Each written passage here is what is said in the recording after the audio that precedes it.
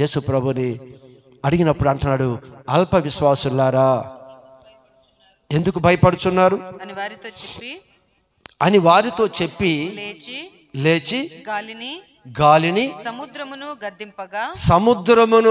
గద్దింపగా మిక్కిలి నిమ్మలమాయెను. తండ్రి దేవుడు పంపించిన వాని యందు విశ్వాసం ఉంచు. ప్రభు అయిన యేసుక్రీస్తు యందు విశ్వాసం, ఆయన మాట యందు విశ్వాసం ఉంచు. ఆయన మాట పలకగా సముద్రము నిమ్మలమాయెను. నీ జీవితంలో పరిస్థితులు ఏదైనా సరే నిమ్మలపరిచి ప్రశాంతమైన వాతావరణం ఇచ్చేవాడు ఒకటి ఉన్నాడు, గుర్తుపెట్టుకో. ఆయన మీద నీకు నమ్మకం పెరగటానికి, ఆయన మీద విశ్వాసం పెరగటానికి దేవుడు కొంచెం లోతులోకి తీసుకుని వెళ్తాడు. శ్రమని నువ్వు భయపడొద్దు, కష్టమని భయపడవద్దు. ఆయన హత్తుకో. ఆయన ఒక అద్భుతం చేసి నీకు చూపిస్తాడు. అప్పుడు విశ్వాసం నూరంతలుగా మారిపోతుంది. సముద్రాన్ని గద్దించాడంట. సముద్రం నెమ్మలమైపోయింది. గాలిని సముద్రమును గద్దింపగా మిక్కిలి సైలెంట్ అయిపోయింది. మామూలు అలలు కూడా లేవేమో, మిక్కిలి నిమ్మలం అంటే ఏంటి?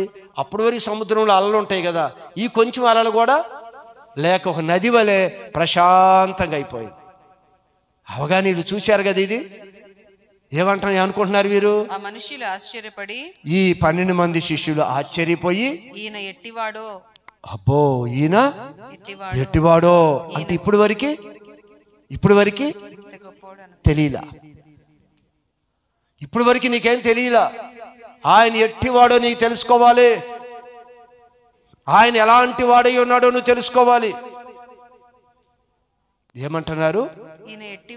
ఈయన ఎట్టివాడో, ఈయన గాలియు సముద్రమును లోబడుచున్నవి అని చెప్పుకొనిరి.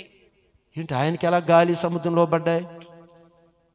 ఏంటి ఆయనకి ఎలా లోబడుతున్నాయి? ఎవరో ఆయన నీకు అర్థం కాల, అందుకే సందేహం. ఆయన సముద్రమా? ఆయన మాట్లాడితే సముద్రం నెమ్మలమైపోయిందా? ఆయన మాట్లాడితే గాలి నెమ్మలమైపోయిందా? ఎవరు? ఆయనే సర్వలోకాన్ని సృజించిన సృష్టికర్త అయిన దేవుడు ఆయనే. ఆయన యందు నువ్వు విశ్వాసం ఉంచో, ఆయన యందు నువ్వు నమ్మకం ఉంచో. ఆయన్ని నడిపించినప్పుడు లోతుల్లోనికి నువ్వు వెళ్ళు, నీకు అద్భుతాలు చూపిస్తాడు. జీవితంలో నువ్వు భయపడవు, జీవితంలో నువ్వు కృంగిపో, జీవితంలో ఎక్కడొక నిరుత్సాహపడవు. అలాంటి మంచి విశ్వాసంతో మనం ఉండాలి అని ప్రభు అంటున్నాడు.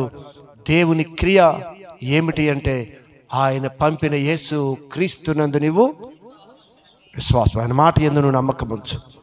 అది నిన్ను నిత్య రాజ్యానికి నడిపిస్తుంది.